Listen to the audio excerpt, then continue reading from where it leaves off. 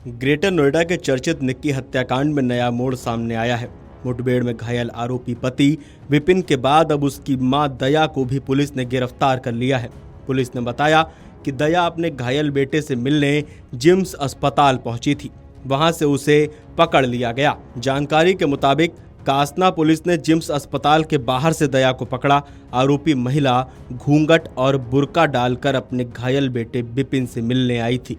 इसी दौरान पुलिस को शक हुआ और पूछताछ में उसकी पहचान की पुष्टि हुई। इसके बाद तुरंत उसे गिरफ्तार कर लिया गया। आपको बता दें कि इससे पहले सिरसा चौराहे के पास पुलिस की विपिन के बीच मुठभेड़ हुई थी। इस दौरान आरोपी भागने की कोशिश कर रहा था और पुलिस की जवाबी कार्रवाई में गोली लगने से घायल हो गया। इसके बाद उसे गिरफ्तार कर अस्पताल में भर्ती कराया गया था। विपिन पर अपनी पत्नी निक्की की हत्या का आरोप है। पुलिस जांच में सामने आया कि आरोपी दहेज की मांग और घरेलू विवाद को लेकर निक्की पर लगातार दबाव डालता था।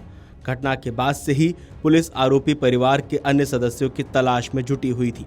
पुलिस अधिकारियों का कहना है कि इस मामले में आरोपी और उसके परिजनों को किसी भी हाल में बख्शा नहीं जाएगा। मुख्य आरोपी के बाद अब उसकी मां की गिरफ्तारी ये संकेत है कि पुलिस केस को मजबूती से कोर्ट तक ले जाएगी। आगे और भी गिरफ्तारियां हो सकती हैं। वहीं जब अमर उजाला ने निक्की के पिता से बात की तब उन्होंने क्या कुछ कहा, आप एक बार सुन लीजिए।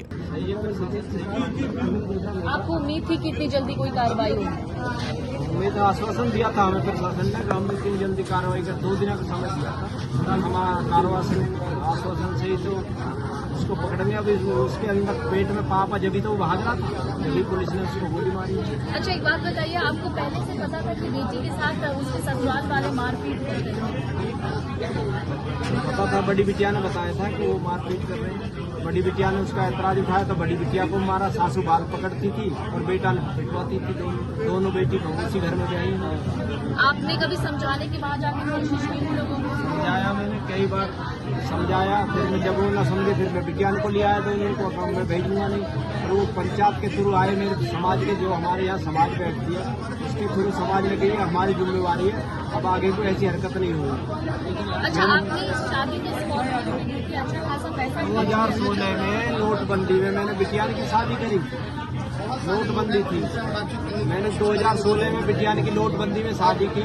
और जो मीडियम रीति रिवाज से शादी होती है उस तरीके से मैंने शादी की। स्कॉर्पियो गाड़ी दी और एक बुलेट मोटरसाइकिल दी।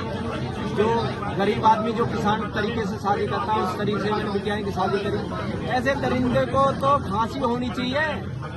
कौन पढ़ाएगा बेटी, कौन लिखाएगा? मैंने डीपीएस में एनटीपीसी बेटी पढ़ाई है।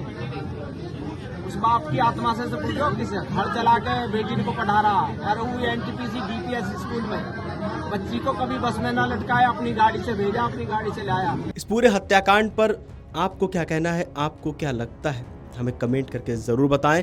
और देश और दुनिया की तमाम बड़ी खबरें जानने के लिए देखते रहिए अमर उजाला।